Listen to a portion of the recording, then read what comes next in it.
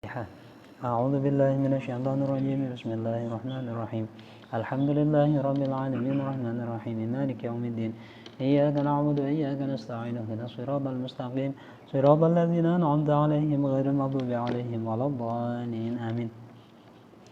Bismillahirrahmanirrahim. Melanjutkan lagi di pelajaran kitab Tashifatus Saja, sarah dari kitab Safinatun Najah. Jadi, namanya tuh mirip-mirip ya, Safinatun Najah, Tashifatus Saja. Bismillahirrahmanirrahim. Faslun fi bayani ma yahrumu bil hadatsil asghari wal mutawassiti wal akbari. Jadi ini pasal menjelaskan tentang hal-hal yang diharamkan bagi orang yang mempunyai hadas. Nah, hadas ini dibagi tiga oleh fuqaha. Ada hadas kecil, ada hadas sedang, ada hadas besar. Jadi ada tiga. Nah, hadas kecil itu batal wudhu, itu namanya hadas kecil. Hadas pertengahan itu junub. Junub itu bisa karena suami istri berhubungan atau keluar mani, itu namanya junub. Kemudian hadas besar itu haid dan nifas. Nah, itu apa yang diharamkan, kita masuk ke pelajarannya. Nah, yang pertama, apa yang diharamkan bagi orang yang batal wudhunya.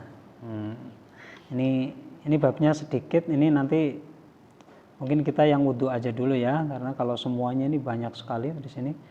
Teksnya juga sangat panjang. Nanti insya Allah di pertemuan sekarang kita membahas yang diharamkan bagi orang yang tidak mempunyai wudhu atau batal wudhunya. Jadi nanti ada yang diharamkan bagi orang yang batal wudhu itu ada 4. Terus yang diharamkan bagi hadas pertengahan itu ada 6, kemudian bagi orang yang mempunyai hadas besar itu ada 10. Gitu ya. Jadi kalau yang hadas kecil diharamkan sholat, kemudian tawaf, dan memegang mushaf, kemudian yang keempat membawa mushaf. Jadi memegang dengan membawa itu sendiri-sendiri. Bismillahirrahmanirrahim. Sekarang kita masuk ke yang diharamkan bagi orang yang batal wudhunya. Manin taqadu wudhuhu haruma alaihi arba'atu asya'ah. Barang siapa yang wudhunya sudah batal, maka diharamkan 4 hal. Ahaduha, yang pertama, as-salatu walau naflan. Haram bagi orang yang tidak punya wudhu melakukan sholat walaupun sunnah. Jadi sholat sunnah pun tetap harus wudhu. Wa sholatu janazatin li khabaris sahihaini, dan juga sholat janazah. La yaqbalullahu, dalam hadis sebutkan la yaqbalullahu sholata ahadikum idza ahdatsa hatta yatawadda. Allah tidak akan menerima sholatmu ketika kamu hadas sampai dengan kamu wudhu. Ay la yaqbalullahu salata ahadikum hina hadathihi ila an yatawadda'a fa yaqbalu salatahu illa ala faqidit tahuraini. Artinya kalau orang yang batal wudunya maka tidak boleh sholat kecuali yang faqidut tahurain. Faqidut tahurain itu orang yang tidak bisa bersuci dengan 2 tahur. Tahur itu apa? Alat untuk bersuci. Alat bersuci itu apa? Ada 2, air dan tanah, air dan debu. Nah, faqidut tahuran ini tidak bisa bersuci dengan kedua-duanya, baik dengan air maupun dengan tanah. Dua-duanya tidak bisa. Nah, orang yang tidak bisa dua-duanya itu dia boleh sholat. Nanti sholatnya pakai lihurmatil wakti. Jadi kalau kalau tidak, jadi contoh di pesawat. Nah, pesawat itu kan nggak ada air, nggak ada debu. Nah, karena airnya sholat itu, udah pernah di pesawat belum? Nah, ini susah kalau belum pernah. Pasti udah pernah naik pesawat ya, dari Makassar ya.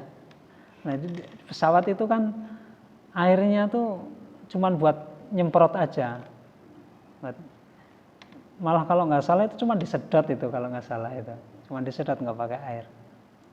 Tapi kayaknya sih air, tapi terus disedot. Sedotannya kan keras sekali itu. Kayaknya kalau tangan dimasukin ke situ langsung kesedot. Nah, ininya bersucinya itu pakai tisu kalau di pesawat. Nah, air tidak ada, debu juga tidak ada di pesawat. Maka itu namanya faqidut tahurain. Cara sholatnya bagaimana? Sholatnya li hurmatil waqti. Nah, sholat li hurmatil waqti ini nanti kalau sudah sampai di tempatnya, nanti sholatnya diulangi. Kalau waktunya sudah lewat berarti qadha, kalau waktunya masih ada i'adah. Kalau lewat qadha. Nah, sholatnya apa? Bebas kalau li hurmatil waqti. Duduk ya duduk, sambil duduk biasa ini. Sholli fardhu zuhri misalnya di Qashar, karena jauh kan, pesawat kan pasti jauh, pasti lebih dari 100 km kan. Ya, mungkin kalau Jakarta Bandung itu juga 100 km kan ada ya. Ya. 9 jam. Oh, belum pernah ke Mekah ya? Oh iya. Bukan berhari-hari. Berhari-hari gitu perjalanan pesawat Pesawat itu paling lama itu nggak sampai berhari-hari ya. Pesawat itu di dunia ini yang paling lama itu kalau nggak salah 12 jam. 18 jam ya. Tapi kan pasti transitnya lama. Itu ada yang nggak transit. Oh, ada ya? Dari Singapura ke Amerika Serikat itu nggak transit sama sekali. Jadi pesawatnya itu khusus. Oh, 18 jam. Iya. Ya. Iya, seperti itu. Lah itu nanti berarti setiap masuk waktu sholat. Sholatnya yaitu li hurmatil waqti. Sholli fardhu zuhri arba rakaatin mustaqbilal qiblat. Usolli fardhu zuhri arba'a rakaatin, atau usolli fardhu zuhri li hurmatil waqti, gitu aja ya. Sholli fardhu zuhri li hurmatil waqti lillahi ta'ala. Allahu akbar.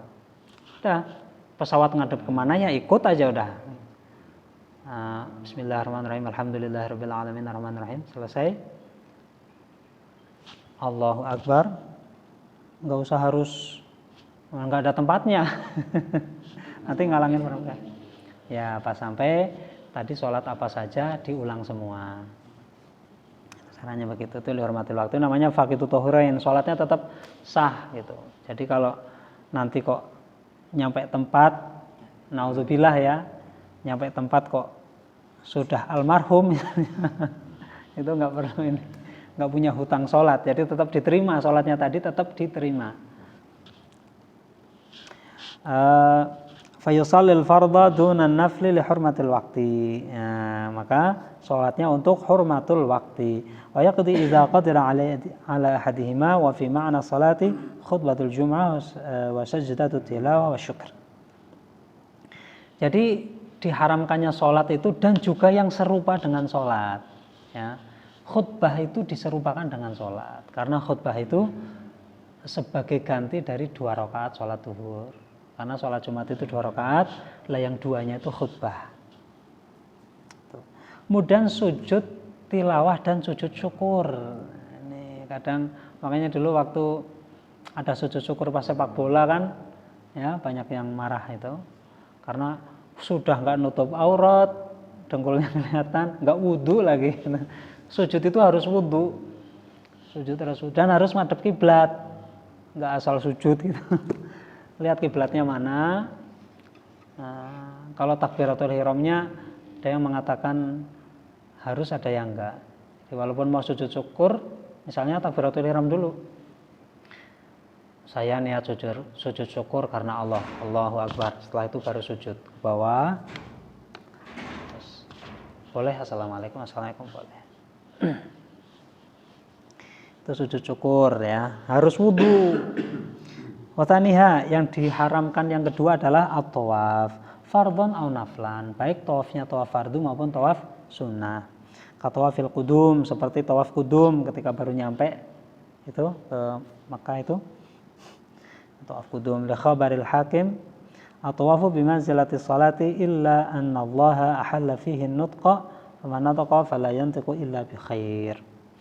Salat itu oleh Allah dianggap seperti sholat. Tawaf itu dianggap oleh Allah seperti sholat, tapi beda dengan sholat karena ketika tawaf itu sambil bicara itu tidak batal. Tawaf sambil ngobrol itu tidak batal. Cuman harus punya wudhu. Tapi harus punya wudhu.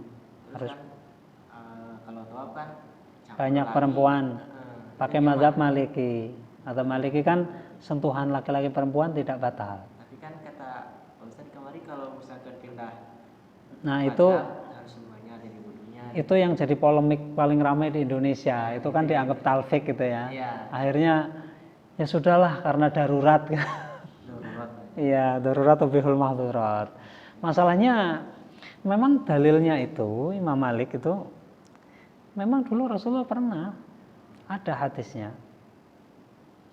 Azan mau sholat mohon maaf ya, beliau kan karena manusia paling romantis sepanjang masa ya, nggak ada suami istri yang romantis melebihi Nabi Muhammad SAW.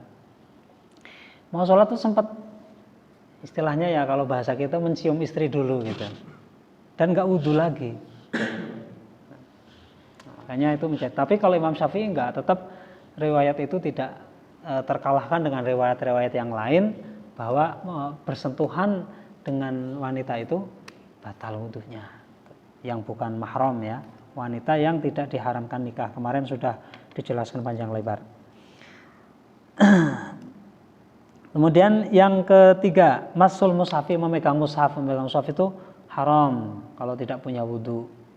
Hanya hati-hati kalau orang yang tidak punya wudhu, jangan memegang mushaf. Termasuk HP. HP itu ketika lagi membuka aplikasi Quran itu tidak boleh dipegang, harus wudhu dulu. Makanya ketika tidak punya wudhu jangan buka aplikasi Quran, apalagi dibawa ke WC. Nah, kenapa kalau Quran ada aplikasi Quran, HP ada aplikasi Qurannya boleh dibawa ke WC? Itu sama saja dengan seperti istri saya ini. Istri saya kan di dalamnya ada 30 juz itu, di dalam hatinya itu. Kan kadang masuk WC juga dia. Masa nggak boleh masuk WC? Gimana itu? Jadi megang mushaf itu haram. Wa kullu ma kutiba alaihi Qur'anun lidirasatin. Ya, mushaf itu kertas yang ada tulisan Qur'annya, itu namanya mushaf. Walau amudan, bahkan walaupun kayu. Amud itu apa? Amud itu kan seperti tiang ya, papan. Au lauhan, atau papan. Au jildan, atau kulit hewan, kulit kambing, kulit apa, ditulisi Quran. Zaman dulu banyak. Au kirtasan, atau kertas. Wa kharaja bidzalika at-tamimah. Kalau jimat enggak. Jadi ada ya, ulama zaman dulu bikin jimat itu ada. Ini kalau orang dari kubu sebelah itu anti jimat. Artinya jimat itu tabarukan ya. Jadi beberapa kekasih Allah itu kadang dikasih ilmu bahwa ayat ini kalau ditulis kemudian ditempelkan di kepala atau apa, itu nanti bisa kepalanya reda, untuk tabarukan gitu. Atau ditulis kemudian digantungkan di sini. Itu ada memang beberapa ulama yang oleh Allah diberi ilmu seperti itu. Kalau tamimah atau jimat tadi itu nggak apa-apa dipegang malah. Tapi kalau tamimahnya full satu Quran 30 juz, walaupun kecil itu nggak boleh. Seperti Istanbul ya. Istanbul itu kan Quran 30 juz tapi kecil sekali. Itu tetap wajib wudu. Wahya ma yuktabu fiha syai'un minal Qur'an litabarruk.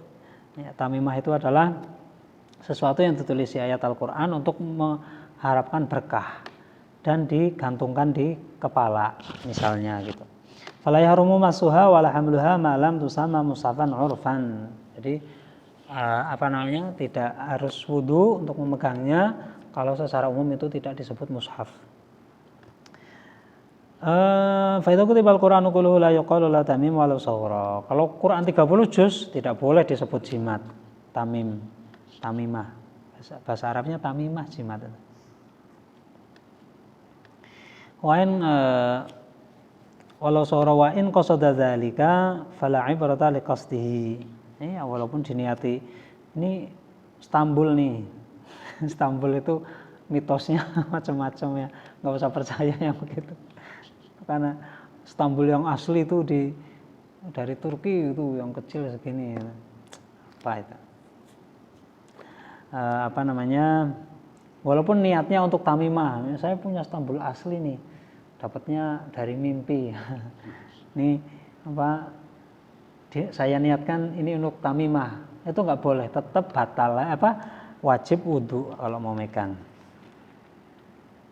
Qala Ibnu Rasul al-ibra fi qasd ad-dirasa wa tabaruk bi halil kitabah duna ma ba'daha bil katibi li nafsihi aw ghairihi tabarru'an ay bila ujratin wala amirin wa ila fa'amirhu aw musta'jiruhu. Ya. Jadi ketika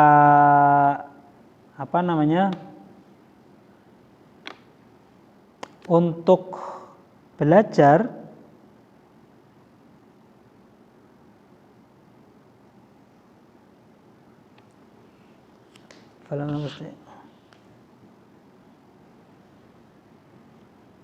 jadi nanti Quran itu kalau untuk belajar itu wajib wudu ya, untuk ngaji lah, untuk ngaji. Walaupun tulisannya cuman berarti kayak punya Safaras itu karena untuk ngaji itu wajib wudu ya berarti ya. Itu kan banyak potongan ayat-ayat di situ. Banyak sekali. Itu wajib wudu. Lah nanti kalau niatnya untuk tamimah, ambil berkah seperti tadi itu maka tidak wajib wudu. Lah niat sama enggak ini menurut uruf. Jadi niatnya itu nanti tergantung dari yang nulis itu ya, bisa diambil dari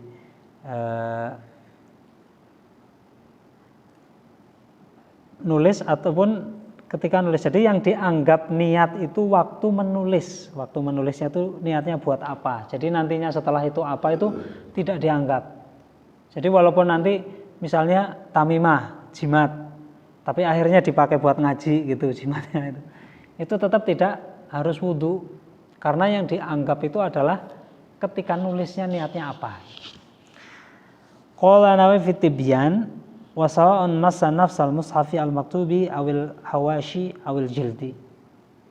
Jadi yang termasuk mushaf itu baik itu tulisannya, kan kalau mushaf itu Quran kan ada jilid dan ada tulisan tengah-tengah itu, kemudian ada garis tepi, kemudian ada cover.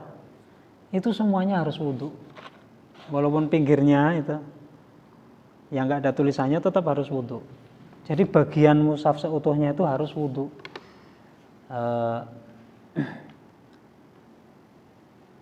Assalamualaikum warahmatullahi wabarakatuh. Wa yahrumu masul kharitati wal ghilafi wasunduqi idza kana fihinna al mushaf.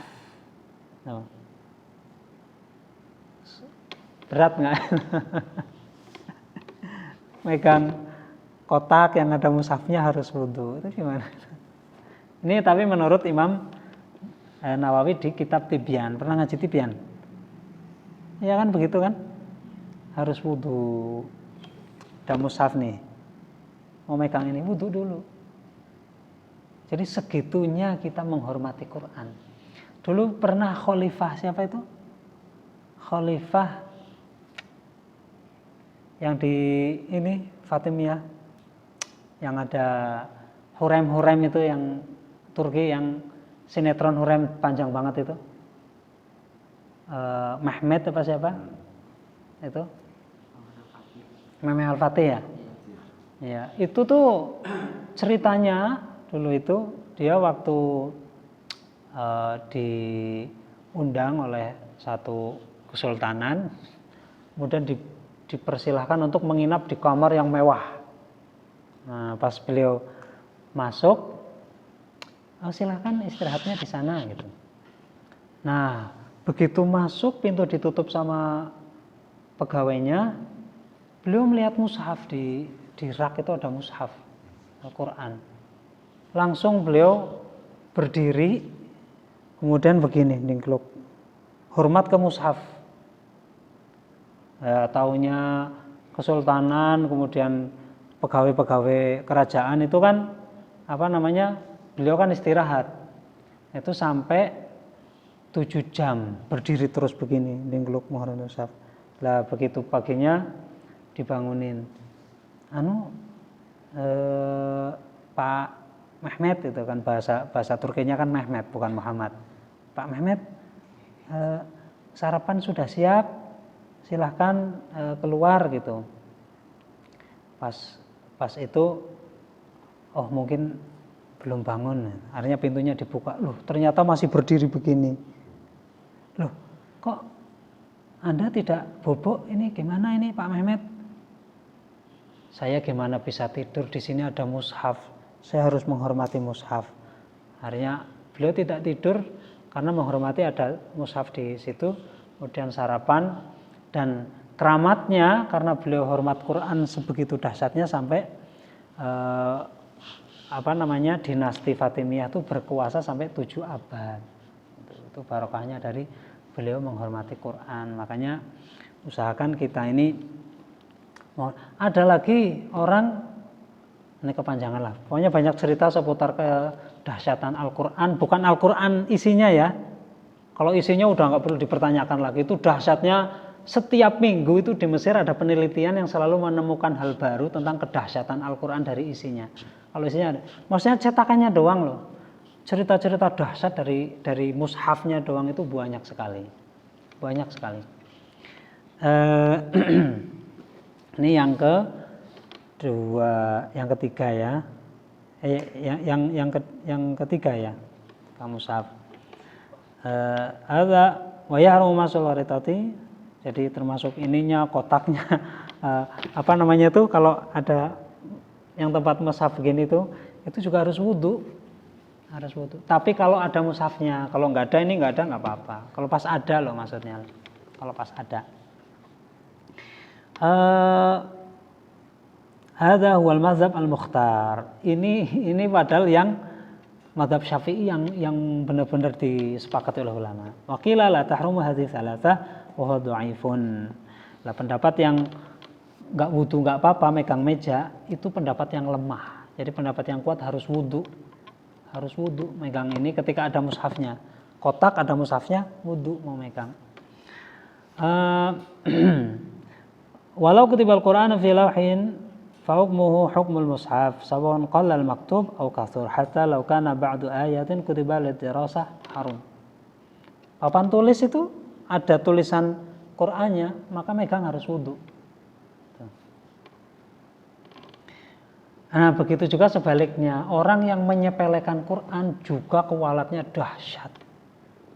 Jadi biasanya Allah tuh bikinnya gitu ya, ekstrim. Jadi kenapa Allah memberikan keutamaan kalau orang berbaik sama orang tua? Karena kalau sekali berbuat jelek sama orang tua juga resikonya dahsyat. Gitu. Dan biasanya yang dahsyat-dahsyat begitu itu berat untuk dilakukan karena pahalanya besar. Waqalatan min wasaf thalathul lughatin dhammul mimi wa fatuhuma kasraha wa dhammu wal kasru wa masyratani wal fatu dzakara Abu Ja'far An-Nuhas wa ghairuhum. Ini pembacaan mushaf ini beda-beda. Qala Syabramilisi wa dhahiran anna masahu ma'al hadathi laisa kabiratan bi khilafi salati wa nahya qadai wa sajdi tilawah wa syukri fa inna kabiratun. Ya. Kalau tidak wudu, salat itu dosa besar, tapi kalau mushaf tidak termasuk dosa besar walaupun haram. Wa rabi'uha, yang keempat, hamluhu illa fi mata'in. Diharamkan membawa mushaf. Jadi megang sendiri, bawa sendiri. Kecuali bersama dengan barang yang lain. Walaupun barang itu hanya jarum. Kalau di Fathul Mu'in itu. Mari. Silahkan. Iya, kalau ngaji di sini sunnah, kalau janji itu wajib. Walaupun juga lama ikut ke Australia pengajarnya, alhamdulillah ada. Amin insyaallah. Insyaallah barokah insyaallah. Teman-teman orang tua sok-sok belum tentu saya yang nggak pernah belajar nih, tapi pengajian ingat lagi gitu. Ada hikmahnya. Mari. Ya. Mari. Bismillahirrahmanirrahim. Yang keempat adalah membawa mushaf. Kecuali bersama barang yang lain. Kalau bersama barang yang lain nggak apa-apa. Tapi harus dengan niat membawa barang. Kalau niatnya bawa mushaf tetap nggak boleh. Walaupun barang yang dibawa ini gede sekali. Misalnya bawa lemari dengan mushaf. Itu tetap haram kalau niatnya bawa mushaf. Harus niatnya bawa lemari bersama mushaf gitu. Niatnya bawa lemari niatnya. Jadi niatnya bawa lemari. Saya mau niat bawa siwak gitu. Padahal ada mushafnya di situ. Jadi di tas itu ada mushaf sama siwak. Tapi saya niatnya bawa siwak, nah, itu boleh. Tapi kalau niatnya bawa mushaf haram. Fa ila amru ma'ahu tab'an ilahu idza lam yakun maqsudan bil hamli wahdah. Gitu. Fi alam yuqsid syai'an. Jadi harus jangan satu-satunya mushaf. Kalau satu-satunya nggak boleh. Jadi dengan yang lain tapi niatnya qasdal mata'i wahdah. Wa kadza idza qasadahu ma'al mata' al-mu'tamad. Bi khilafi ma idza qasadahu wahdahu aw qasada wahidan la bi'ainihi fa innahu yahrum. Jadi kalau niatnya cuma bawa mushaf haram. Wala syaratu kaunul mata'i zarfan lahu wa mahallu jawazil hamli fi ma dzukir haitsu lam ya'ud masan lahu bi an gharaza fihi syai'an wa hamalahu. Idmasu haramun walau bihailin walau bila qasdin. Itulah. Jadi prinsipnya memegang mushaf itu haram walaupun tidak sengaja loh, bayangin. Tidak niat. Makanya usahakan kalau tidak punya wudu jangan sampai memegang mushaf, usahakan. Kecuali darurat. Jadi ini mushaf nih kalau nggak dipindah nanti akan terinjak misalnya, itu baru boleh. Ini mushaf kalau nggak dipindah nanti akan terlompati. Ini mushaf kalau nggak dipindah kena hujan misalnya, itu boleh. Atau nanti terkena najis, itu boleh. Nah, tapi kalau nggak terpaksa, walaupun pakai beda dengan yang membatalkan wudu. Kalau membatalkan wudu itu ada hail, ada penghalang, itu nggak batal ya. Laki-laki perempuan, walaupun tipis sekali, tisu misalnya. Lalu tisu kan kalau nyentuh kulit lawan jenis tetap nyetrum ya. Tapi wudunya nggak batal. Tapi kalau mushaf ini tidak boleh. Walaupun pakai penghalang tebal sekalipun megang mushaf tidak boleh. Nah, tapi ada yang membolehkan seandainya mushaf dipakai papan gitu, didorong bawahnya set, kemudian dipindah. Tapi itu pun dengan kondisi yang memang terpaksa. Kalau sengaja nggak boleh.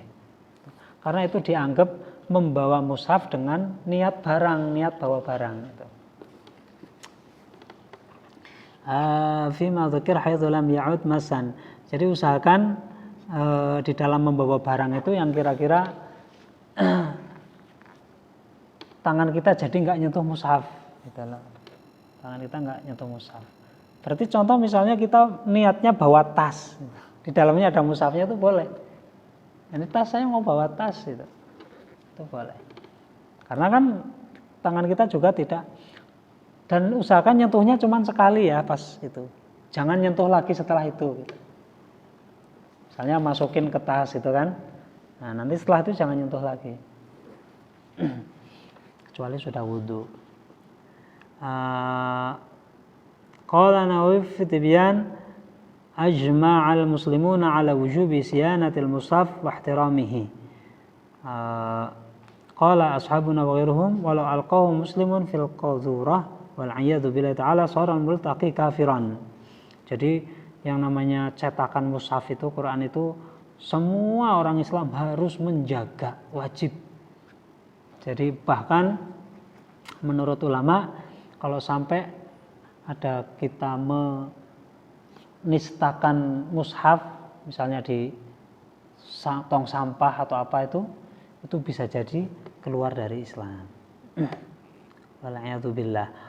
Qalu wa yahrumu tawassuduhu bal tawassudu ahadi kutubil ilmi haramun. Wa yustahabu an yaquma al-mushafi idza qudima bihi alaihi anna al-qiyam mustahabun lil fudala min al-ulama al-akhir wal mushaf aula. Nah ini kalau ada mushaf datang itu disunahkan berdiri menghormati. ada kiriman mushaf datang berdiri menghormati. Karena ketika orang alim, ulama dan nabi itu juga disunahkan berdiri, apalagi mushaf itu lebih ini.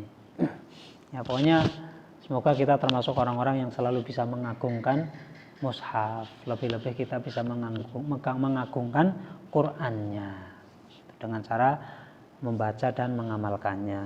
Wallahu a'lam.